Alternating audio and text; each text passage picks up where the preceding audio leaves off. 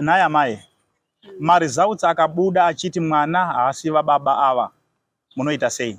Ndobva ndatozviuraya right now, nhasi chaicho ndobva ndazviuraya. Asi imimi pane zvamuri kuziva zvamakamboitawo here? Ngatitipei marizauti, ndakatomirirwa. Makamirirwa nani? naMwari.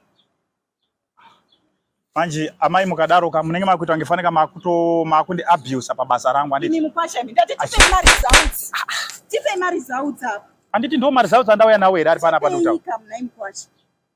Nai baba. Marizauti akabuda wachiti mwana haasi wenyu, munozvitambira sei? Panofiwa mari ndaugoga. Panofiwa.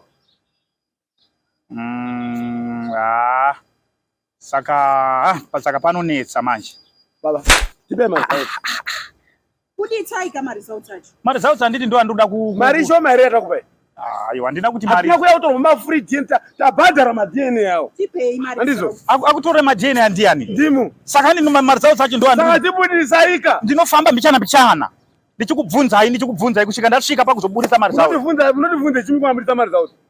Chingobuditsai marizauti. Ndo andiri kuda kuburitsa kamarizauti acho. Pati manje mukandidaro manje. Buditsai marizauti. Anditi mukuona zvandiri kutaura zvacho. Imi ndatibuditsai marizauti. Buditsai marizauti ba. Musata basa musingagoni. Basa rimwe narimwe rine njodzi dzaro. Ndo njodzi dzaro. Zvokwadi usambozviedza ba. Musoro kudimura musoro usara basa. Nokutaurira.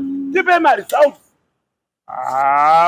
Mufunga ndina kuziva kuti ndaita wrong information ndichiuya kuzotesta imimi mama. Ndikuvunga zvibvunzo nhando sokuti tatorwa ropa re-HIV and AIDS kuvunga zvibvunzo zvihopo.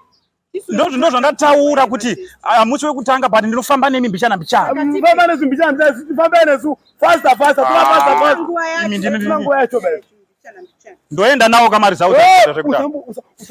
Manje muno.